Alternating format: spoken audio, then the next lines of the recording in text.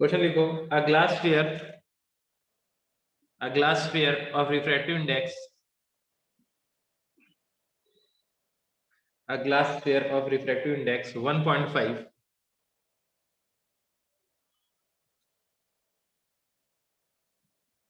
a glass sphere of refractive index 1.5 and radius of curvature and radius 40 centimeter. Radius कितनी है 40 centimetre, has half its his hemispherical surface silvered, आधा part silver कर दिया, has half its hemispherical surface silvered, the point where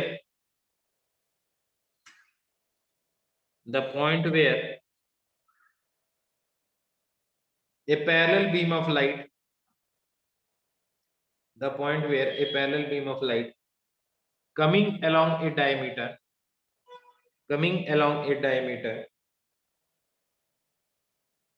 comma will focus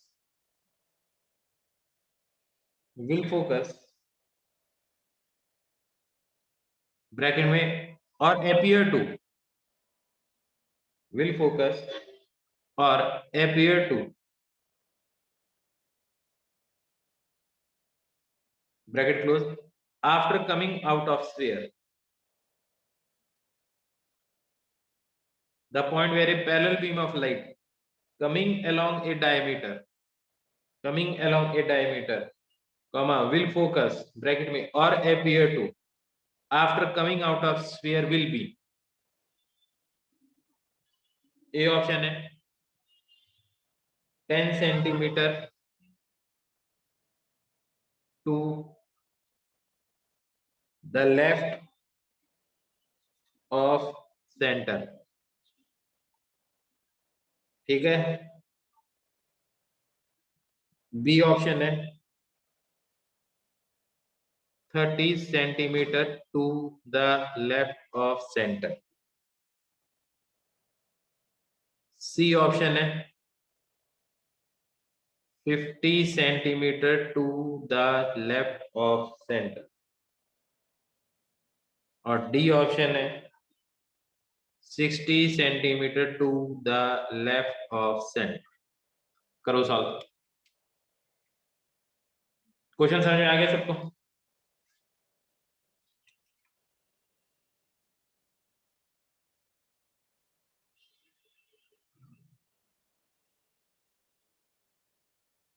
question समझ में आ गया सबको?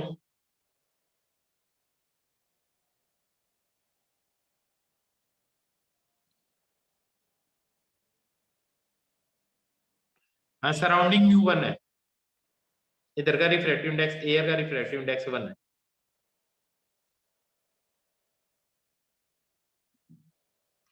तो सॉल्व करो फिर मैं बताता हूँ कैसे करना है। 2-3 मिनट दिए आपको, 5 मिनट दिए। सबसे पहले फॉर्मूला लगाते हैं, μ2 by V, μ1 by U, μ2 minus μ1 by R, आया ना? ये फॉर्मूला लगाना पड़ेगा। इससे क्या होगा कि इसके अंदर जो रे आएंगे वो इमेज पता चल जाएगी।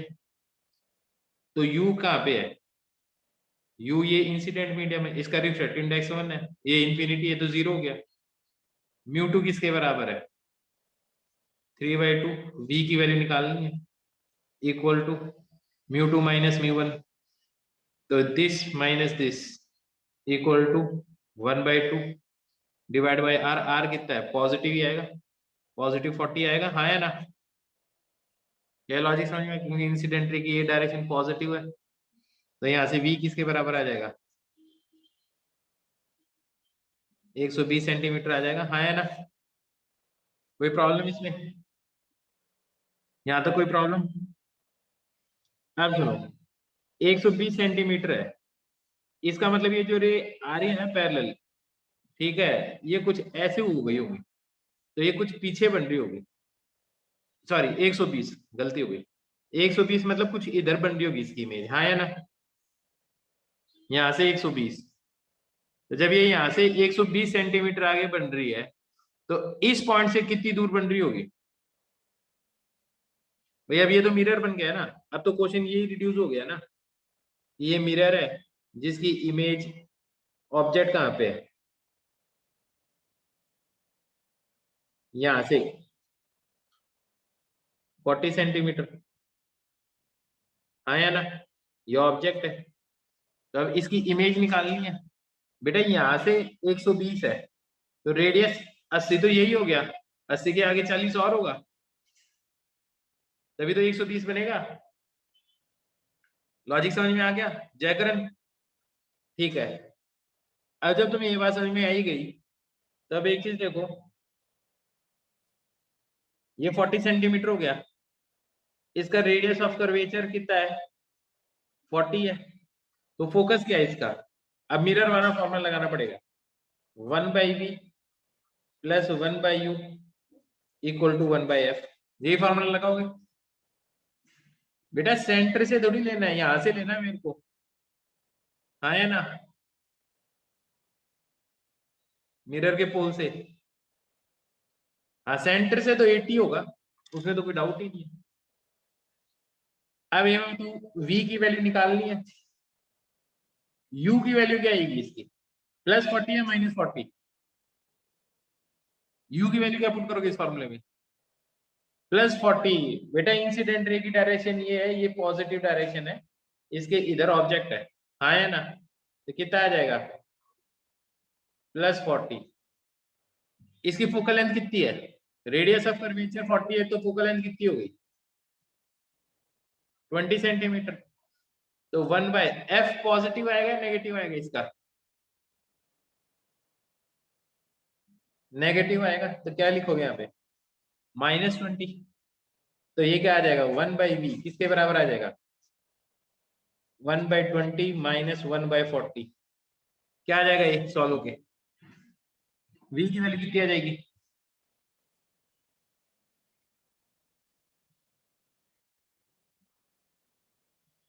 -40/3 आ रही है,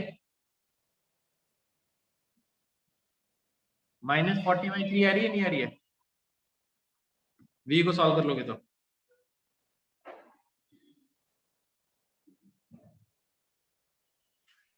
सॉल्व करके देखो क्या आ रहा है,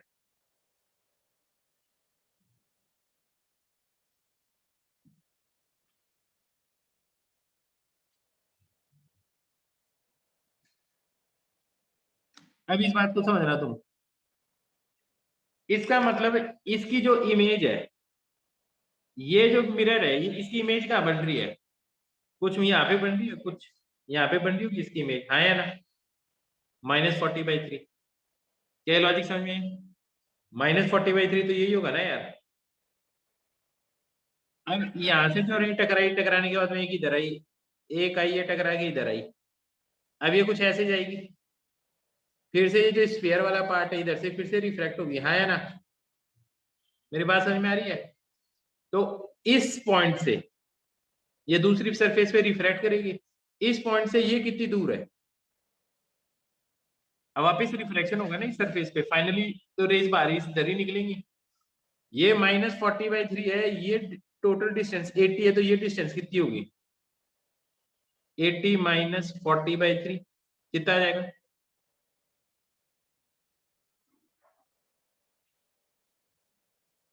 कितना आ जाएगा, ये आ जाएगा,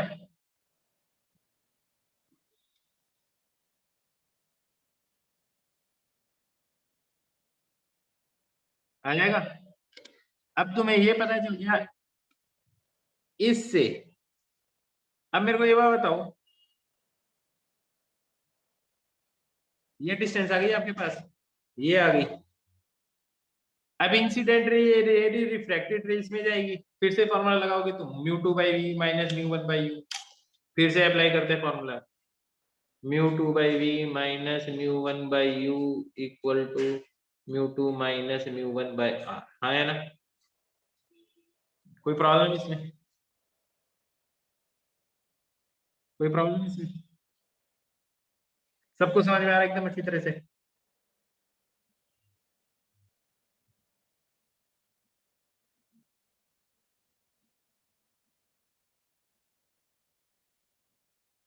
अब देखो, अगर तुम्हें एकदम अच्छी तरह से समझ में आ रहा है तो देखो,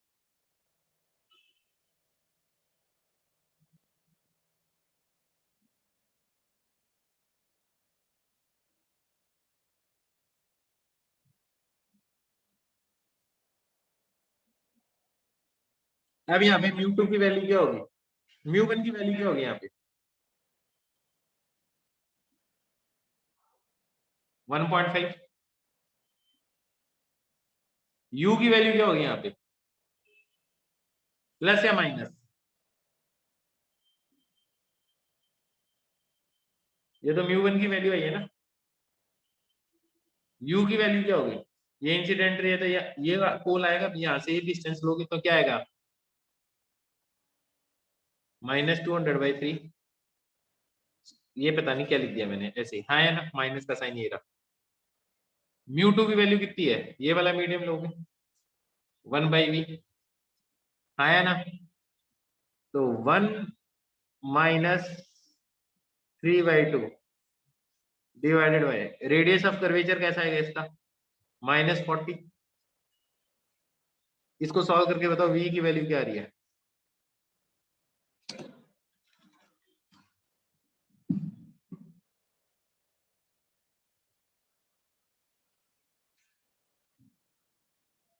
v की वैल्यू कितनी आ रही है,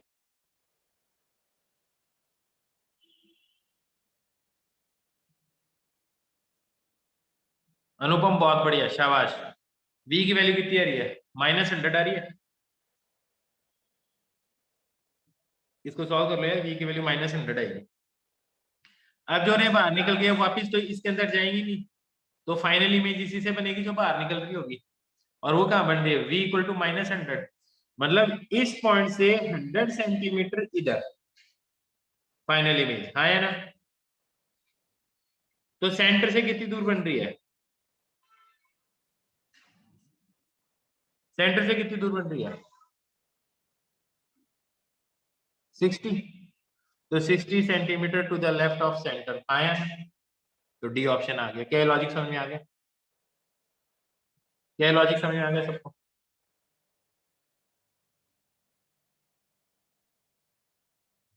ठीक है, चलो अब आगे करवाते हैं।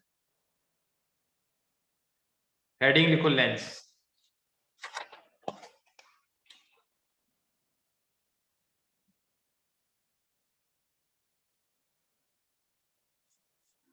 कर्व्ड सरफेस तो समझ में आ गया ना।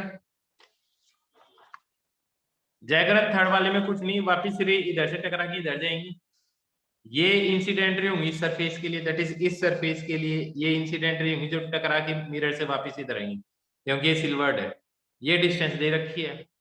ये वाला मीडियम होगा जो यू के ऊपर आएगा, क्योंकि इंसिडेंट रे इसमें प्रेजेंट है।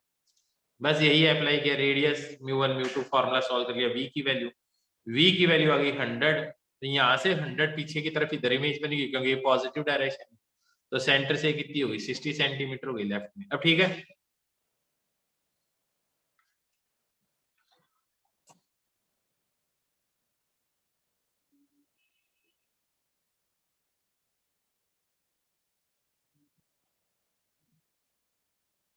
हेडिंग लिखो lenses.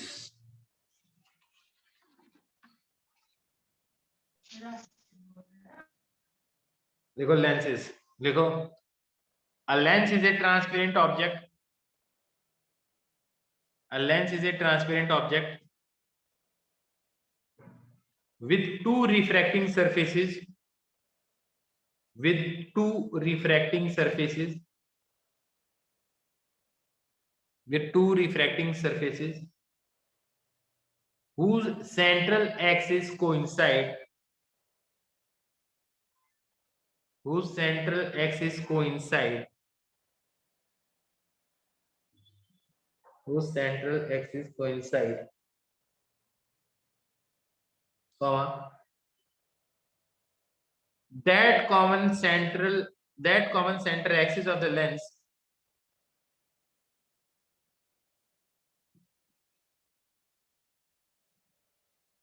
that common axis of the lens is called optical axis or principal axis.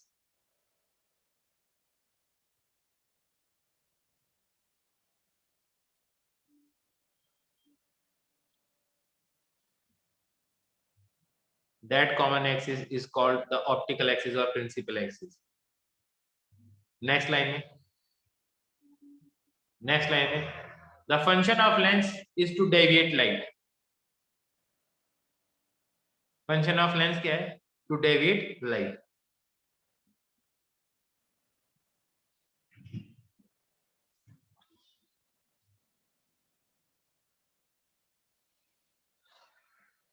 अगर कोई लेंस लाइट को, पैरेलल बीम ऑफ लाइट को यूं कर रहा है, तो आप इसको कैसा लेंस बोलोगे? कन्वर्जिंग बोलोगे या डाइवर्जिंग बोलोगे? कन्वर्जिंग. और कोई lens parallel beam of light को यूं डेविएट कर रहा है, तो इसको आप क्या बोलोगे? डाइवर्जिंग. बहुत बढ़िया. ये वाला लेंस कन्वर्जिंग है या डाइवर्जिंग? कुछ नहीं पता. ये लेंस कन्वर्जिंग है या डाइवर्जिंग है? कुछ नहीं पता. इस लेंस को बोलेंगे कॉन्वेक्स लेंस, और इसको क्या बोलेंगे? Concave lens.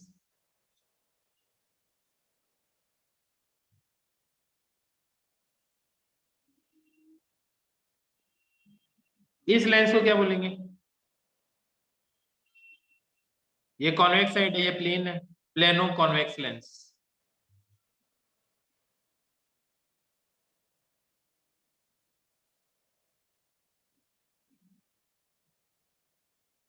इसको क्या बोलेंगे?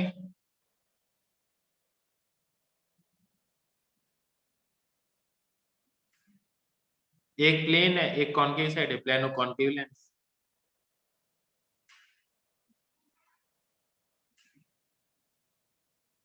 हाँ या ना?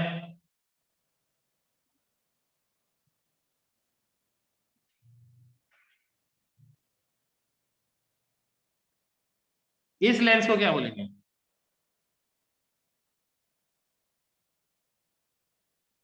Concave convex lens. हाँ या ना? Concave convex lens.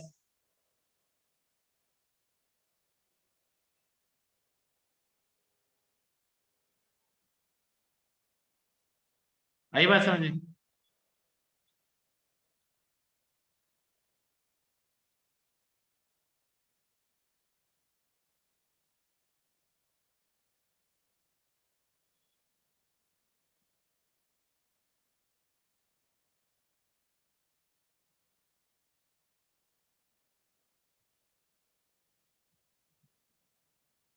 इसको क्या बोलेंगे? बेटा ये लगभग ग्लास स्लैब ही है. हाँ या ना? ये क्या है? लगभग ग्लास स्लैब ही है.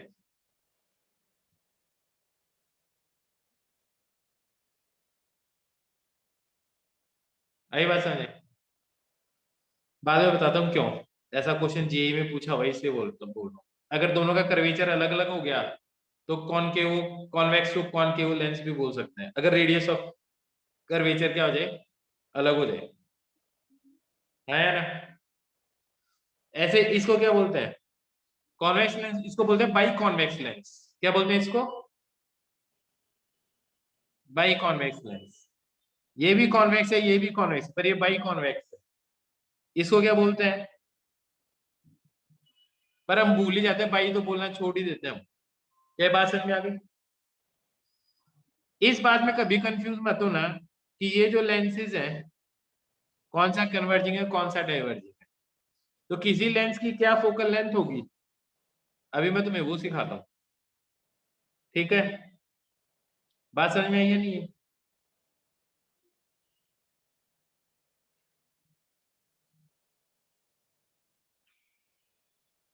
तो देखो कैसे सिखाते हैं।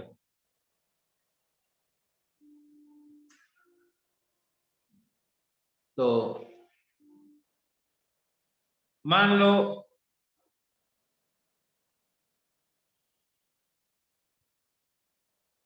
ये कर्वेचर है, एक रिफ्रैक्टिंग सरफेस ये है, ठीक है। एक ही बार समझाओ दूंगा, ये बात याद रखना।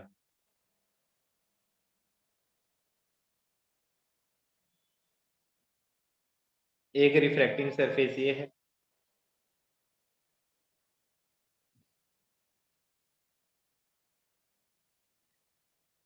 तो दो स्फेरिकल सरफेसेस थी, एक को इतना काट दिया, जैसे ये ब्लैक वाला पार्ट था इसका ये वाला हिस्सा काट दिया, और इस ब्लू वाले का भी ये वाला हिस्सा काट दिया और दोनों को आपस में जोड़ दिया। क्या ये लॉजिक समझ में आ गया? बताओ ये लॉजिक समझ में आ गया? तो यहाँ पे क्या होगा, इसका एक सर्कल होगा, इसको यूज करते हुए एक सर्कल बनेगा कोई ना कोई, हाँ या ना? मेरी बात समझ में आ रही है तुम्हें? इसका जो सर्कल बनेगा तो उसका कोई ना कोई सेंटर बनेगा उस सर्कल का, है ना? C1 बोल दो उसका सेंटर, और ये वाली जो डिस्टेंस है इसको क्या बोल दोगे? R1 बोल दो। कोई प्रॉब्लम इसमें? ये जो बनेगा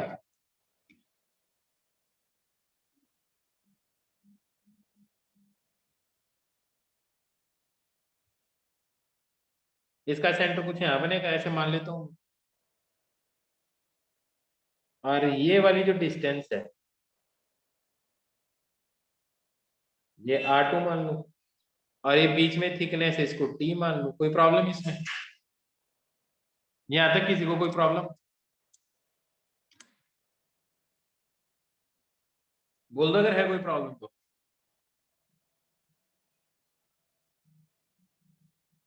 कोई प्रॉब्लम नहीं। हमारे कोर्स में सिर्फ थिन लेंस है। कैसे लेंस है? थिन लेंस है।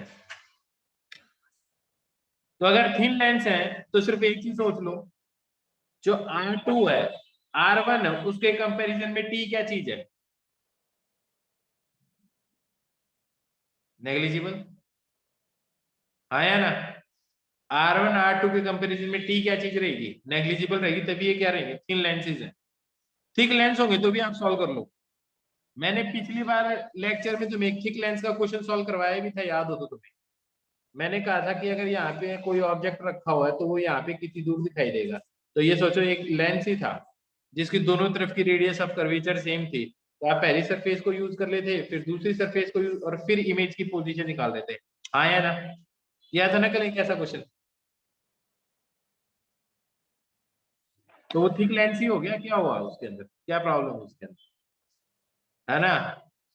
बस आप थोड़ा सा चेंज कर देते तो और भी चेंज हो जाता। यहाँ पे रिफ्रैक्टिव इंडेक्स म्यू1 लिख देते, ठीक है, यहाँ पे म्यू2 लिख देते, यहाँ म्यू3 लिख देते, तो सब सॉल्व हो जाते। ये तो तुम्हें आता ही है सॉल्व करना। इसका मतलब आज जो हम पढ़ रहे हैं ना, जो लेंस है वो इजी है।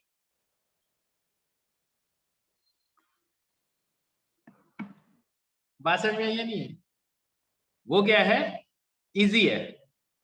अब ये जब मैं फॉर्मूला डिराइव कर रहा होगा ना, अब मैं इसके लिए फॉर्मूला डिराइव कर रहा हूं, मान लो आपने ना इसके लिए इंसिडेंट रे यहाँ प्रेजेंट है, इस सरफेस के लिए इंसिडेंट रेज ये रही, ये अपना लेंस है, ये इंसिडेंट रे ये रही, ये इंसिडेंट रे ये रही। देखो बहुत ही सिंपल वे में बता रहा हूँ मैं तुम्हें, बहुत ही सिंपल डेरिवेशन है इसकी। ये रिफ्रैक्टिव इंडेक्स मान लो म्यू1, ये म्यू2, और ये भी म्यू1। आप चाहते तो म्यू1 म्यू2 म्यू3 भी कर सकते थे, कोई प्रॉब्लम नहीं है उसके अंदर। आपका जो फॉर्मूला होगा ना वही कॉम्प्लेक्स बनेगा, मैं तो सिंपल बना रहा हूँ। हम तो ऐसा ही लेंस यूज करते हैं ना, इसके इधर एयर है ये है, और इसके इधर भी एयर है, हम तो जनरली ऐसा ही लेंस यूज करते हैं। क्या मेरी बात समझ में आई तुम्हें?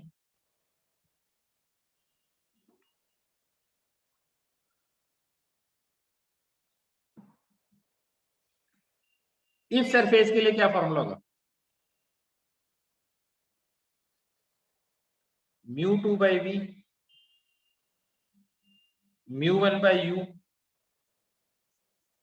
μ2 माइनस μ1/r2 या r1।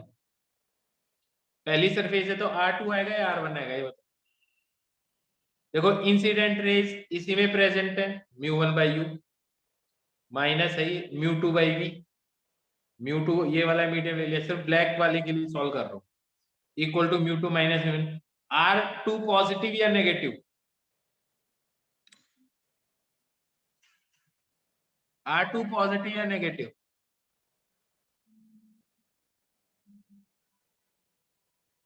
कुछ भी नहीं, जो है वो लिखो, क्योंकि आप जनरल फॉर्मूला बना रहे हो।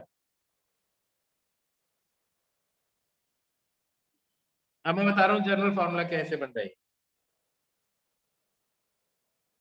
ये जनरल फॉर्मूला ऐसे बन रहा है क्योंकि ये ब्लैक वाली सरफेस ऐसी भी तो हो सकती थी, ऐसे भी तो हो सकती थी ये ब्लैक वाली सरफेस। हाँ यार, कोई जरूरी थोड़ी ऐसी होती है। और ये ब्लू वाली ऐसी की ऐसी होती, क्या प्रॉब्लम थी बताओ मेरे को। ये ब्लू वाली ऐसी की ऐसी भी हो सकती थी। हाँ यार, क्या ये बात समझ में आई या नहीं है? तो मैं तो जनरल फॉर्मूला लिख रहा हूँ तो मेरे को मतलब ही नहीं है। मैंने देखो u भी पॉजिटिव नेगेटिव कुछ नहीं लिखा, क्योंकि मेरे को फर्क ही नहीं पड़ता। मैं जनरल फॉर्मूला लगा रहा हूँ फर्स्ट सरफेस के लिए।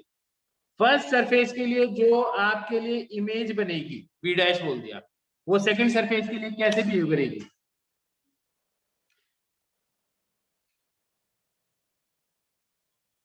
सेकंड सरफेस के लिए कैसे बिहेव करेगी? ऑब्जेक्ट की तरह। हाँ या ना?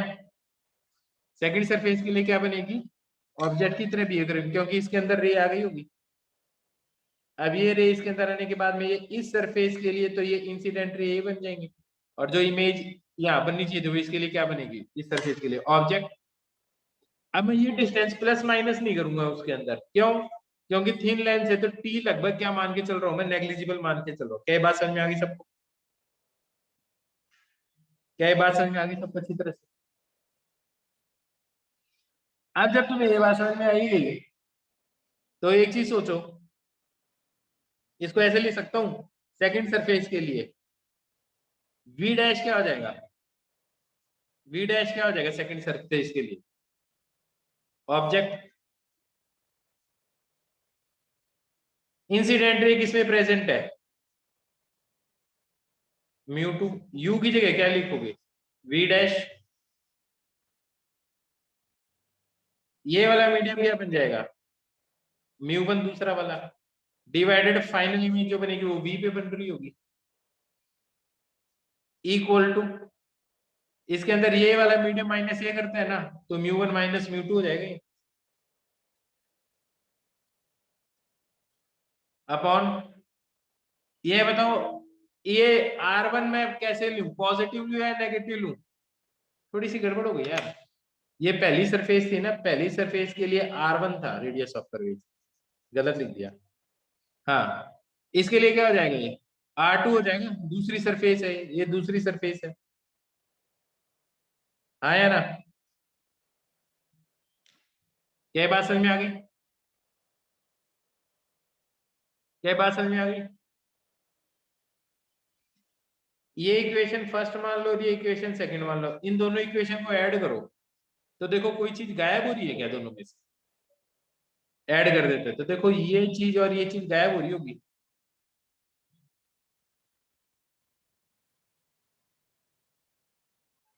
हो रही है ये चीज गायब? हाँ है ना? ये माइनस का साइन मत सोच लेना, फिर गड़बड़ हो जाएगी। तो ये क्या आ जाएगा? μ1/v μ1/u। इसकी भी थोड़ी सी इक्वेशन को सेट कर ले, क्या आ जाएगा? μ2 माइनस μ1 कॉमन आ जाएगा, ये क्या आ जाएगा? 1/r1 minus 1/r2। क्या ये चीज आ गई? क्या ये बात समझ में आ गई सबको? बेटा जी ये बात समझ में आ गई? ये क्या बन जाएगा? 1/v minus 1/u μ2 minus μ1 upon μ1 1/r1 minus 1 upon r2। कोई प्रॉब्लम? कोई प्रॉब्लम इसमें?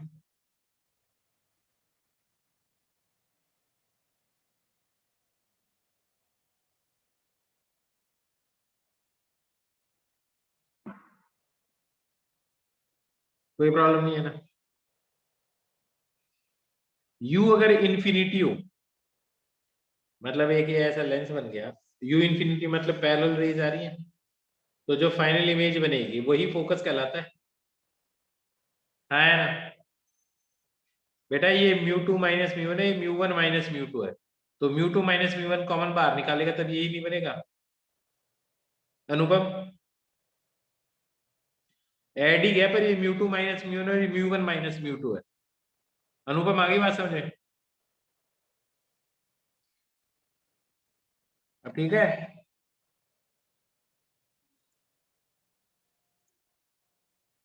अब सुनो, तो अगर मैं ये कहता हूं अगर u किसके बराबर हो जाए, इंफिनिटी के बराबर, तो v किसके बराबर हो जाता है? फोकस के बराबर, फोकल लेंथ। आया ना? सही बात है एकदम। तो u इंफिनिटी पुट कर दो तो v की जगह क्या पुट कर दोगे तुम? 1/f किसके बराबर आ जाएगा? μ2 minus μ1 upon μ1 1/r1 minus 1 upon r2। यहां तक समझ में आया?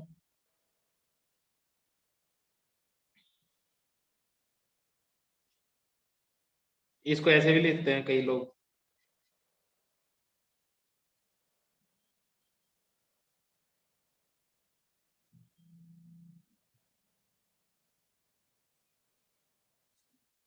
इसी फॉर्मूले को हम क्या बोलते हैं? Lens maker formula.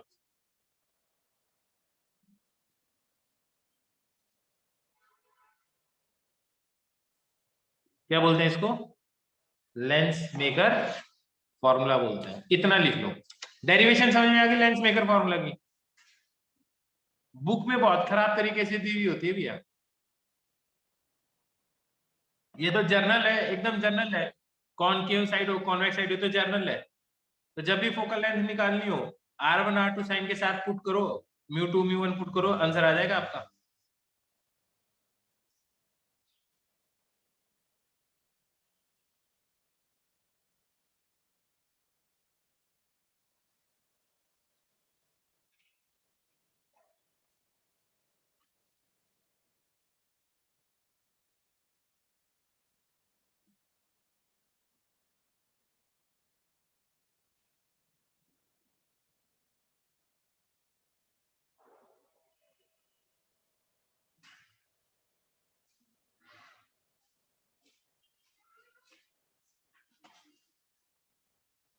इसको लिख लो तो बता देना।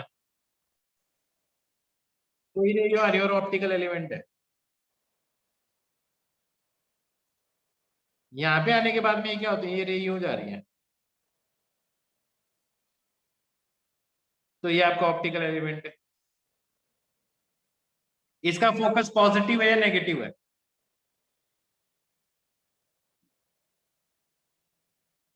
फोकस पॉजिटिव है या नेगेटिव है? पॉजिटिव है। मतलब कन्वर्जिंग लेंस के लिए फोकस पॉजिटिव होगा। ये कोई ऑप्टिकल एलिमेंट है? रे तो रिफ्रैक्टिव होगी ना।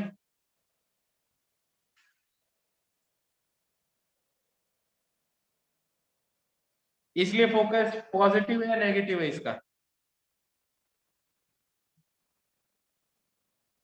नेगेटिव ही है, क्योंकि डाइवर्ज तो कर ही रही है रे, और पीछे जाके मीट करेंगी करेंगी तो रिफ्रैक्शन में ऐसा ही होगा लेंस। लेकिन मिरर में क्या होता है, कोई रे यूं टकरा के वापस आती है, हाँ या ना? मेरे को ये बताओ, ये जो मिरर है ये कन्वर्जिंग है या डाइवर्जिंग है?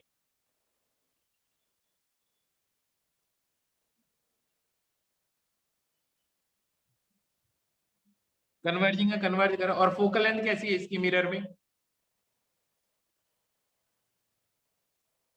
मिरर में फोकल लेंथ कैसी है? नेगेटिव है। It means negative focal length वाले के लिए मिरर कैसा होता है? Converging. Negative focal length lens की है तो वो डाइवर्जिंग।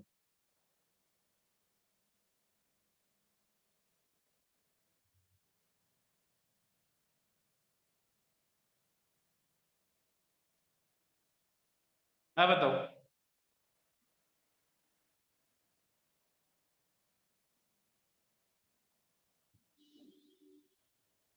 है तो डाइवर्जिंग, लेकिन फोकल लेंथ कैसी है? पॉजिटिव। लेकिन अभी हम स्टडी किसकी कर रहे हैं? स्टडी किसकी कर रहे हैं हम?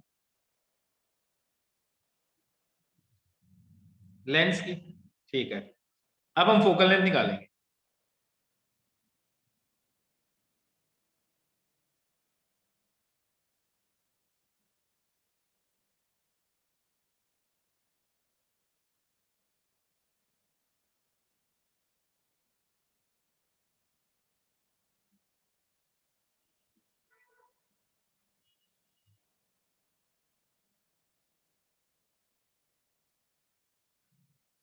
इसकी फोकल लेंथ निकालनी है। रिफ्रैक्टिव इंडेक्स है 3/2। म्यू की वैल्यू कितनी है? 3/2 है। यहाँ की वैल्यू 1 है, यहाँ की वैल्यू 1 है। That is mu 1 equal to 1, mu 2 equal to 3/2। और ये रिफ्रैक्टिव इंडेक्स भी यहाँ म्यू 1 भी क्या है? 1 है। तो हम लेंस मेकर फॉर्मूला यूज करेंगे। 1/f equal to this minus ये वाला मीडियम डिवाइडेड बाय बाहर वाले मीडियम से डिवाइड करना। 1/r1। r1 कैसा आएगा? अगर रे इधर से आ रही तो r1 कैसा लोगे हम? पहली सरफेस यही है तो r1 ही लोगे। r1 कितना लोगे? +10 या -10?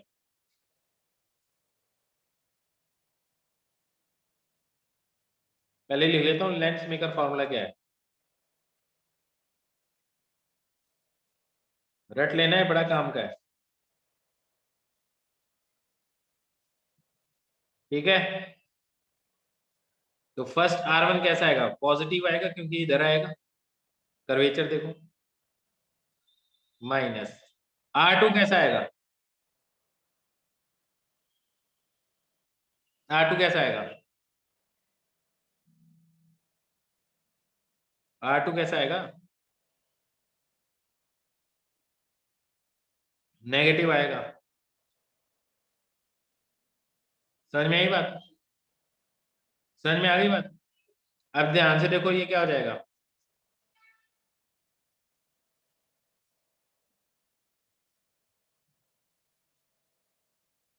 बस एक बार देखते ही बता दो मेरे को, f की वैल्यू पॉजिटिव आएगी या नेगेटिव आएगी? f की वैल्यू पॉजिटिव आएगी या नेगेटिव आएगी? इसका मतलब ये कैसा लेंस है? कन्वर्जिंग है या डाइवर्जिंग है?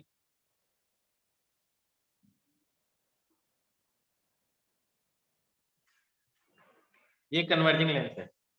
मैं थोड़ा सा चेंज कर रहा हूँ। बाहर का जो रिफ्रैक्टिव इंडेक्स है ना वो 2 हो गया। बाकी में कोई चीज में चेंज नहीं आया। बात समझ में आई या नहीं? क्या कहा मैंने?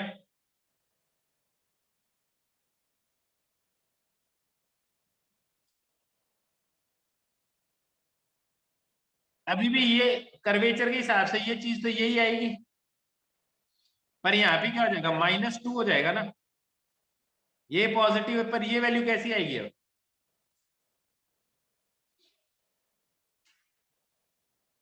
नेगेटिव आएगी। तो अगर ये वैल्यू नेगेटिव आएगी तो ये चीज नेगेटिव हो जाएगी। नेगेटिव हो जाएगी तो फोकल लेंथ कैसी होगी? नेगेटिव। तो ये देखने में तो बाई कॉन्वेक्स लेंस है, लेकिन फिर भी ये कैसा बनेगा? लिख लो ये चीज, लिख लो। तो लेंस बनाने वाले को ये पता होना चाहिए ये यूज कहाँ करना है। तुमने देखा होगा जो तुमने स्विमिंग करते टाइम जो ग्लासेस लगाते हो, है ना, स्विमिंग करते टाइम जो ग्लासेस को यूज करते हो, बाहर निकलोगे तो तुम्हें क्लियर नहीं दिखाई देगा, पानी में जाओगे तो क्लियर दिखाई देगा, हाँ या ना।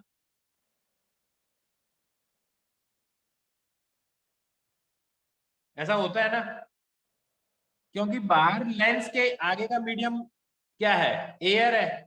और वो बनाया किस तरीके से कि उसके एक तरफ एयर रहे और दूसरी तरफ क्या रहे, पानी रहे। तो इमेज आपकी रेटिना पे बननी चाहिए ना। क्या तुम्हें मेरी बात समझ में आ रही है? तो कैसे मीडियम में यूज करना है इस बात का बहुत फर्क पड़ता है। इसलिए तुमने देखा होगा कि तुम्हारे ग्लासेस के ऊपर, हाँ या ना, अगर पानी गिर जाता है तो उससे क्लियर नहीं दिखाई देता।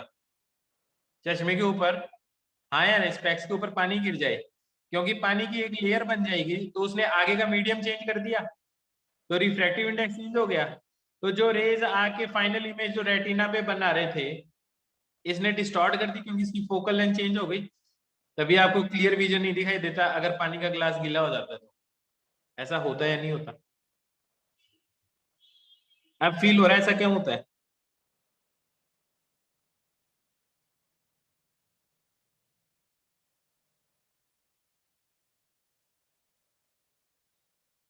पक्का? चलो इस लेंस की फोकल लेंथ बताओ मेरे को।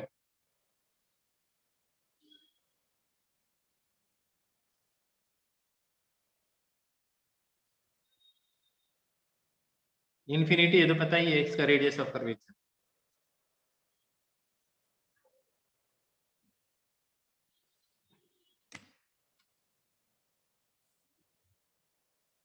इसकी फोकल लेंथ निकालो।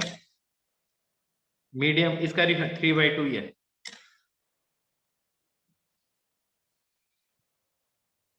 इसकी फोकल लेंथ निकालो। और फिर ये भी बताना अगर मैं इस लेंस को अगर यूं रख देता, पहले तो देख के ही बता दो इसकी फोकल लेंथ में कोई चेंज आ जाता क्या?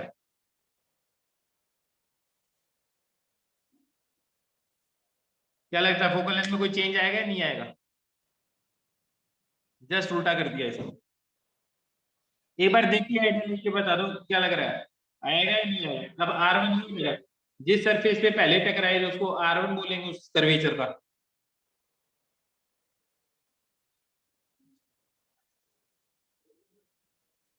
हाँ है ना? अब सॉल्व करके देखो, इसको भी सॉल्व करो, इसको भी सॉल्व करो, आंसर बताओ क्या क्या आ रहा है। अब देखो जैसे ही 5 बजे ना, 5 बज गए, 27 में से 22 बच्चे रह गए, इसका मतलब बाकी तो जबरदस्ती बैठे थे। मैंने क्या कहा था, क्लास लगातार लूंगा।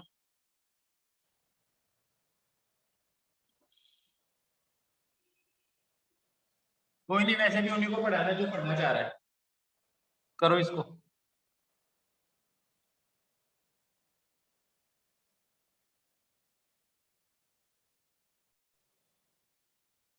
इसका रिफ्रैक्टिव इंडेक्स 3 है, सराउंडिंग का 5, इधर भी 5 है। रे इधर से इधर आ रही है, ये बताओ ये लेंस कन्वर्जिंग है या डाइवर्जिंग है?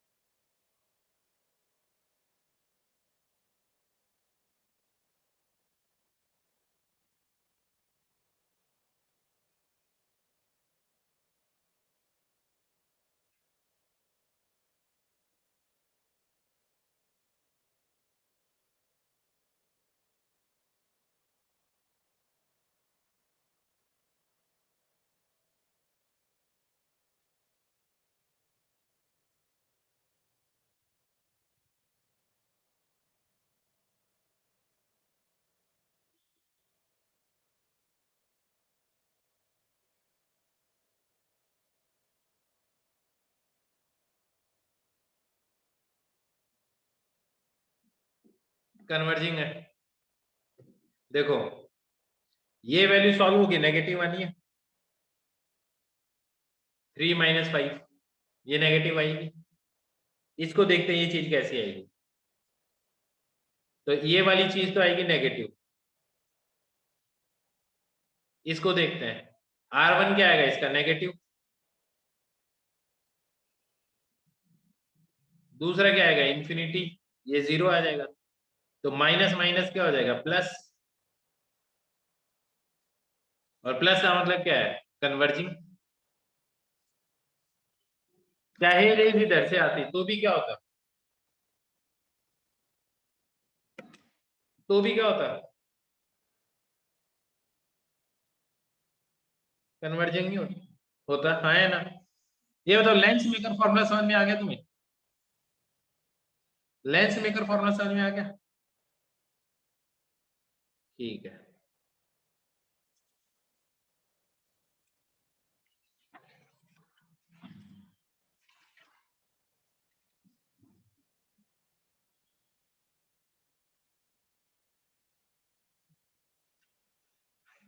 तो अब से तुम कोई भी लेंस गिवन हो, कैसी भी शेप का हो, अगर आपको दोनों रेडियस ऑफ कर्वेचर दे रखे हैं, म्यू दे रखा है, सराउंडिंग मीडियम दे रखा है, आराम से फोकल लेंथ निकाल सकते हो।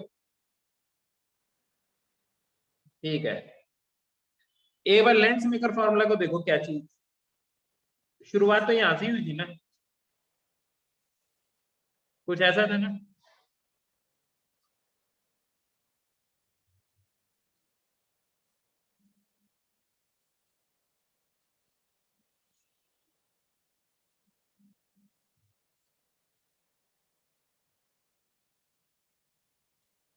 शुरुआत यहीं से हुई थी ना, यू को मैंने इन्फिनिटी पुट किया और वी को एफ पुट किया। हाँ यार। और वो जब सॉल्व किया था तब ये चीज आई थी।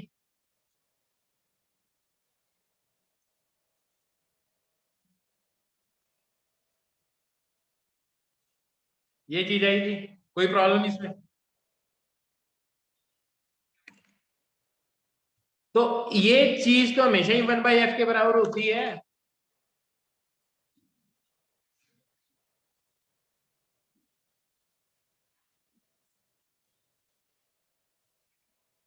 हाँ है ना। ये चीज तो हमेशा इसी के बराबर होती है ना। तो इसको लेंस फार्मूला बोल दो।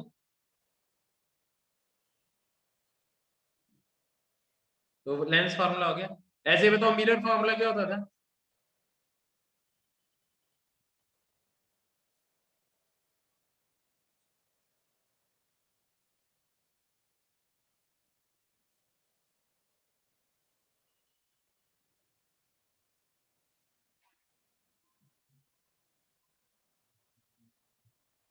ये मिरर फार्मूला, ये लेंस फार्मूला है। और लेंस फार्मूले की डेरिवेशन भी करवाऊंगा तुम्हें। तो देखो एक चीज है, अगर आपको कोई लेंस दे रखा है, इसकी फोकल लेंथ दे रखी है 30 सेंटीमीटर, ऑब्जेक्ट रखा आपने यहाँ पे, ये डिस्टेंस है 80 सेंटीमीटर, तो ये यू आ गया। इसको ऑप्टिकल सेंटर बोलते हैं। ऑप्टिकल सेंटर क्या होता है, थोड़ी सी देर में बताता हूँ। ऑप्टिकल सेंटर से सारी डिस्टेंस मेजर करनी है। इंसिडेंट रे की डायरेक्शन पॉजिटिव है, ऊपर पॉजिटिव है, नीचे नेगेटिव है, सब सेम ही है, कोई चेंज नहीं है। बस यहाँ पे क्या चीज होती है, ऑप्टिकल सेंटर होता है। क्या होता है, ऑप्टिकल सेंटर। मेरे को बताओ इमेज कहाँ बनेगी, find the position of image.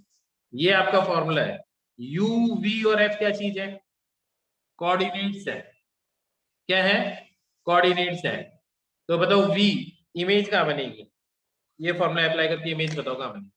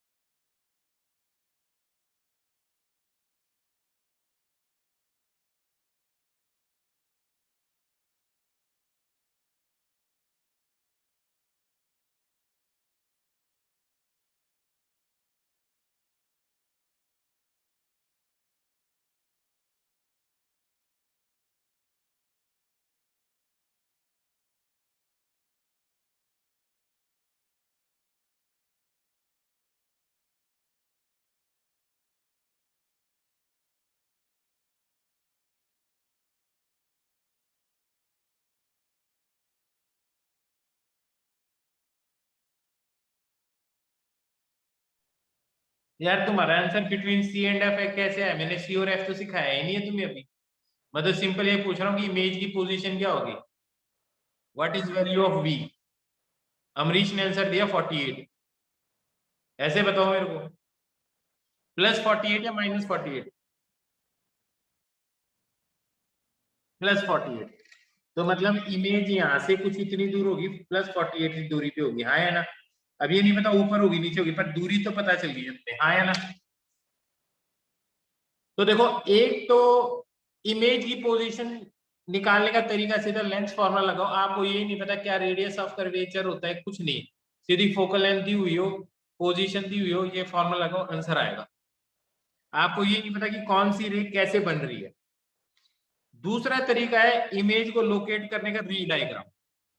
एक तो ये फॉर्मूला हो गया, हाँ या ना? उसमें तो आपको ये बनाने की भी जरूरत नहीं है, बस आपको ये दे दे मिरर के इस तरफ एक ऑब्जेक्ट रखा हुआ है, फोकल लेंथ ये, इमेज की पोजीशन बताओ, सीधा फॉर्मूला लगाओगे, आंसर आ जाएगा।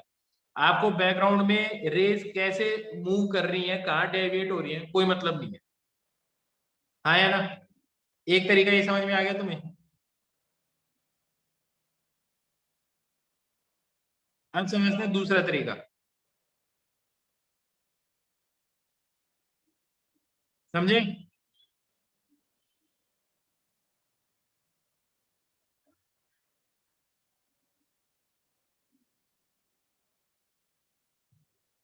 रिफ्रैक्टिव इंडेक्स दिया हो, हाँ तो फिर पहले एफ निकाल लो, फिर कर लो सॉल्व। ऐसे करना ही, यार ये तो 1/f के बराबर है, तो सीधा जब एफ ही दे रखा तो ये करो ना, सीधा फोकल लेंथ है तो फिर ये क्यों लगाओगे, यही लगाओगे, U V and F. Mu 2 mu 1 दे रखा, रेडियस ऑफ कर, फिर एफ निकाल लो, फिर लगा लो, ये फॉर्मूला एक ही बात है। एक तरीका और है, दैट इज रे ट्रेसिंग, हाँ या ना? हेडिंग लिखो, location of image by ray tracing, location of image by ray tracing.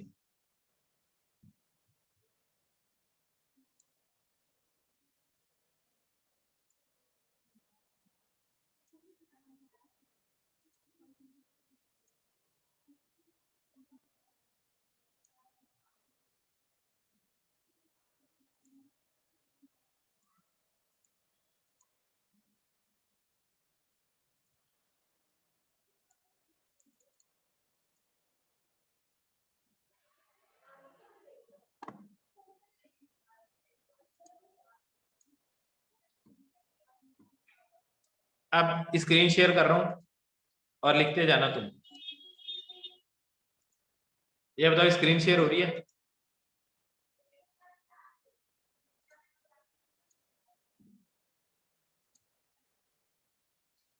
ठीक है। इसको बोलते हैं ऑप्टिकल सेंटर। ऑप्टिकल सेंटर वो पोजीशन होती है जहां पे, ऑप्टिकल सेंटर वो पोजीशन है जहां से रे जब जाती है तो वो डेविएट नहीं होती, हाँ है ना? डेविएशन का इस रे के अंदर, ये देखो कैसे भी करके इसको मैं भेजता रहा हूं, देखो रे डेविएट हो रही है, ये वाली डायरेक्शन चेंज हो रही है इसकी। तो पहली रे तो वही लिखो, लिखो ray passing through optical centre,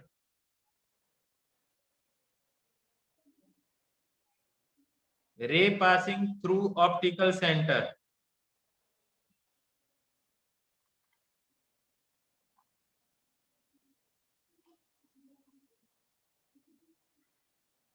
ray passing through optical centre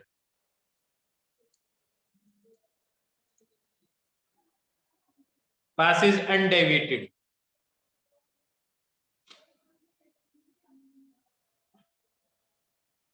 समझ में आ गई बात?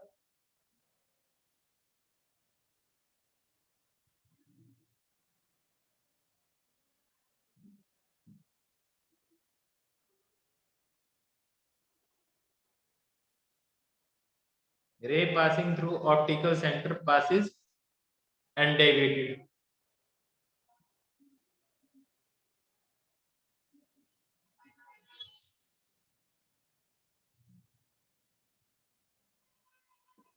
passes undeviated। दूसरी रे देखो, ray which is parallel to principal axis passes through,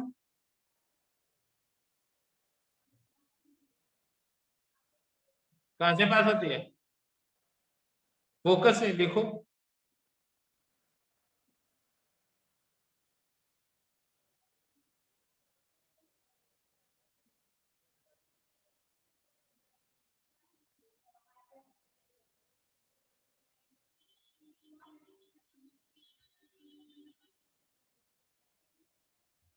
बात समझ में आई है नहीं? अब देखो एक चीज और देखना, फोकस से ही पास हो रही है पैरेलल रे, देखो लेंस की कर्वेचर चेंज हो रही है, हाँ या ना? ये कैसा लेंस हो गया? इस केस में जो रे पैरेलल होती है, हाँ या ना, जो रे क्या होती है, पैरेलल होती है, जो रे पैरेलल होती है, that appears to pass through focus, लिख लो ये बात भी, डाइवर्जिंग लेंस में ऐसा होता है। ये देखो,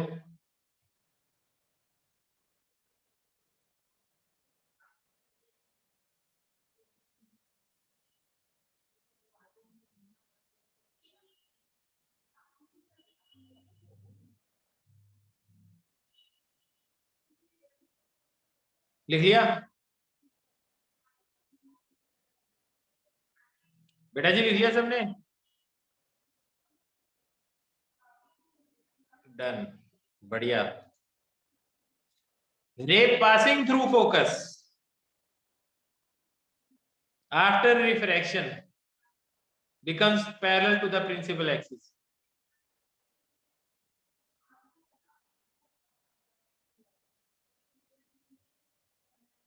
ये बताओ समझ में तो आ रहा है ना सबको अच्छे तरीके से एकदम?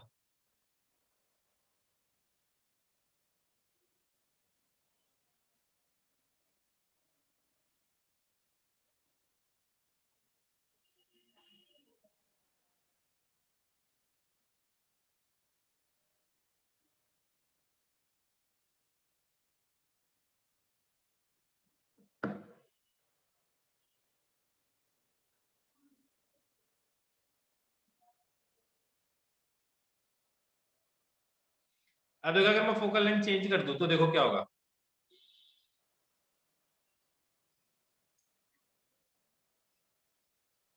ray appears to passing through focus becomes parallel to the principal है, एक ही बात है।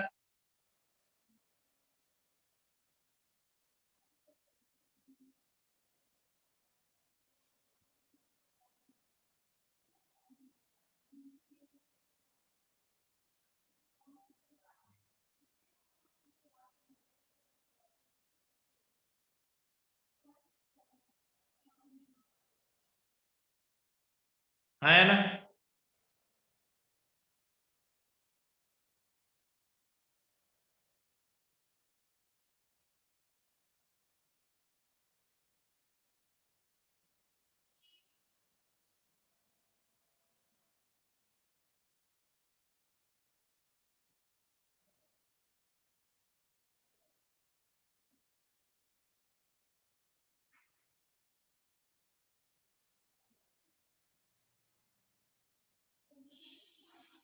ऑब्वियस सी बात है। अब देख लो ऑप्टिकल सेंटर वाला, इसके लिए भी वही है, इसके लिए भी वही है, हाँ है ना? ऑप्टिकल सेंटर पोजीशन ही वो है जहां से अनडेविएटेड हो चाहिए, कैसे भी टाइप का लेंस हो, हाँ है ना? क्या बात समझ में आ गई सबको?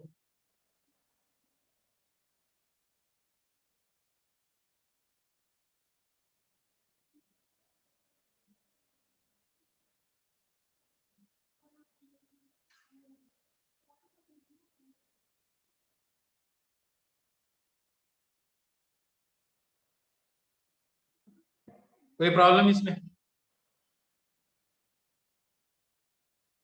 इसमें कोई प्रॉब्लम किसी को भी? कोई प्रॉब्लम नहीं। अब सुनो, इसी को देखते जाओ, एक चीज लिखो, इमेज कहां बनती है पहले ये बताओ मेरे को। इमेज कहाँ बनती है?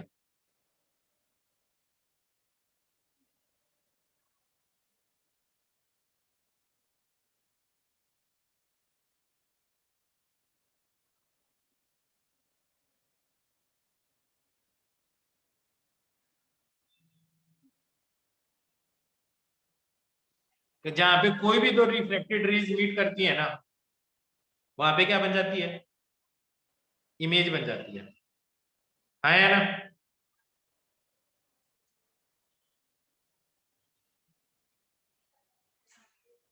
ठीक है।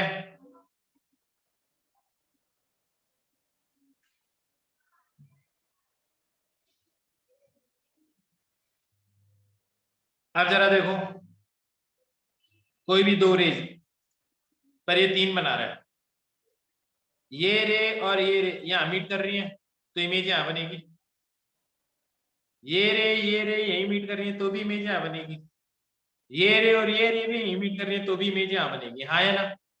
तो कोई भी दो रे बना लो, तो इमेज बनाने के लिए ये वाला है एक्चुअली। ठीक है। अब देखो, इसमें सेंटर ऑफ कर्वेचर होता है क्या?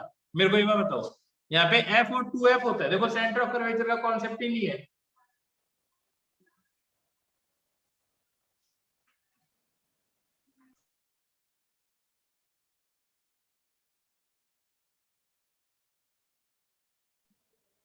हाँ, सेंटर ऑफ कर्वेचर कुछ नहीं होता इसके अंदर। तुम्हें पता है दो सरफेसेस हैं, एक का सेंटर ऑफ कर्वेचर अलग है, एक का अलग है। इसमें तो देखो टू एफ सेम ही है, किधर से भी रे डालो, उसको सी से रिप्रेजेंट कर दे, that is not centre of curvature. और अब से सेंटर ऑफ कर्वेचर नाम भूल जाओ, क्योंकि सेंटर ऑफ कर्वेचर डिफरेंट चीज है, सी अलग चीज है। यहाँ पे या तो एफ होगा या टू एफ हो। हाँ या ना? अब देखो कितनी गड़बड़ है ना यार पहले के पढ़ाए हुए में।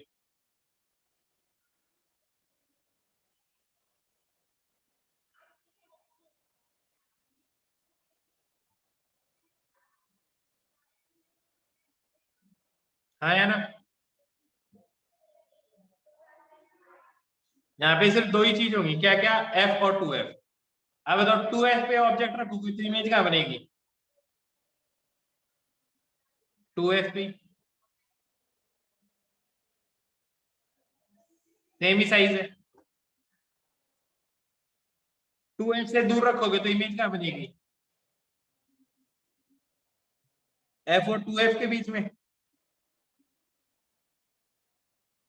अब ये बताओ, ये इमेज रियल है वर्चुअल है? ये इमेज रियल है वर्चुअल है? रियल है, क्योंकि एक्चुअली में रेज मीट कर दी है। तो बियॉन्ड टू एफ रखोगे तो इमेज एफ और टू एफ के बीच में रखोगे, बनेगी। टू एफ पे रखोगे तो इमेज क्या बनेगी? टू एफ पे बनेगी। टू एफ और एफ के बीच में रखोगे, तुम रियली में बनाओगे यही बनेगा। देखो ये तुम यहाँ से पास आउट होगी, ये यहाँ से पास आउट होगी, यूं ही मीट करेगी, या एक फोकस से पास आउट होगी। तो यहाँ पे एनलार्ज इमेज बन रही है, इमेज बड़ी बन रही है टू एफ पे। फोकस पे रखोगे कहाँ बनेगी इमेज?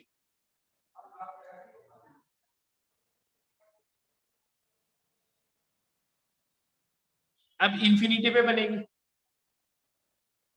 अब इमेज कहाँ बनेगी?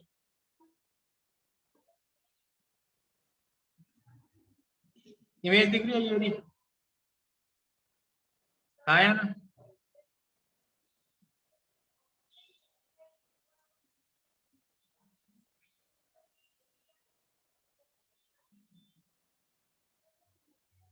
ये देखो, जैसे ही ऑप्टिकल सेंटर के पास जाऊंगा, अब इमेज वर्चुअल बन रही है, क्योंकि जो रे पैरेलल होगी फोकस से पास आउट होगी। एक रे ये बनेगी। दो रे सबसे बढ़िया होती है इमेज बनाने के लिए, मैं आज ही बता देता हूँ तुम्हें। एक तो सेंटर ऑफ कर्वेचर से पास आउट कर दो, और एक कहां से पास आउट कर दो? फोकस से। हाँ यार, बात समझ में आई या नहीं आई?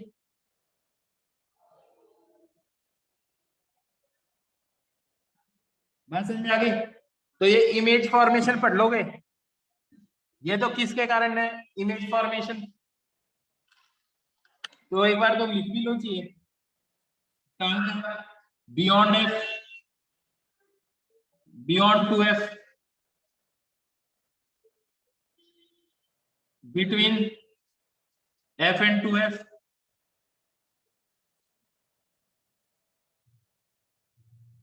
Between f and optical centre,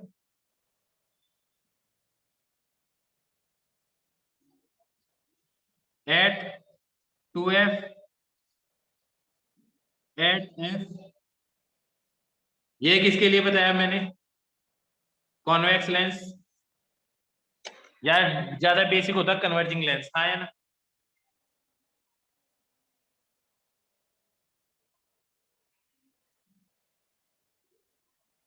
अब डाइवर्जिंग लेंस के बारे में बात करें।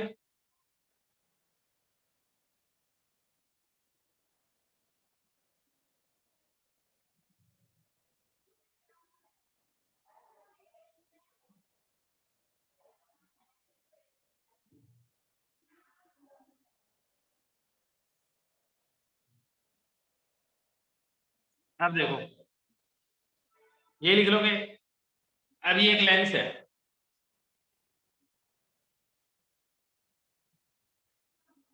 जो रे ऑप्टिकल सेंटर से जाएगी वो तो अनडेविएटेड जाएगी, तो हमेशा एक रे, तो ये तो तुम बना ही लेना।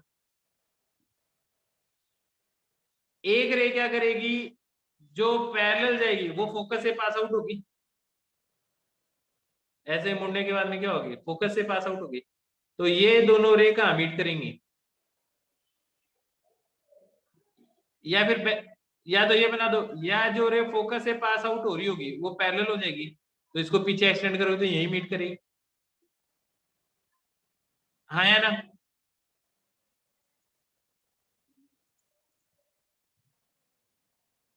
अब देखो, अगर मैं इसको पीछे लेकर जाता हूँ तो इमेज कहाँ बनेगी, पीछे लेकर जाऊंगा तो बताओ, लॉजिकली बताओ इमेज कहाँ बनेगी।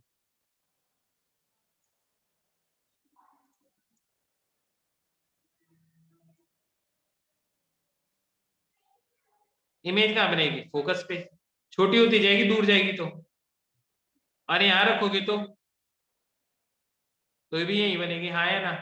तो इस केस में इमेज वर्चुअल है या रियल है, वर्चुअल है, हमेशा ही वर्चुअल बनेगी इसमें इमेज, आई बात समझ में। रियल इमेज बनेगी नहीं इसमें, वर्चुअल ऑब्जेक्ट की रियल इमेज बन सकती है इसमें, ठीक है, लेकिन हमें इतना ही पढ़ना है यार, बहुत ज्यादा क्यों करना। अब मैं तुम्हें दे रहा हूँ 35 हो है ना, सही 45 पे फिर से शुरू करूंगा। डाइवर्जिंग लेंस के लिए भी यही तीनों चीजें लिख लो, 45 पे फिर से क्लास स्टार्ट कर रहा हूँ, थोड़ा सा रेस्ट 10 मिनट का, ठीक है, ज्वाइन कर लेना सब फटाफट।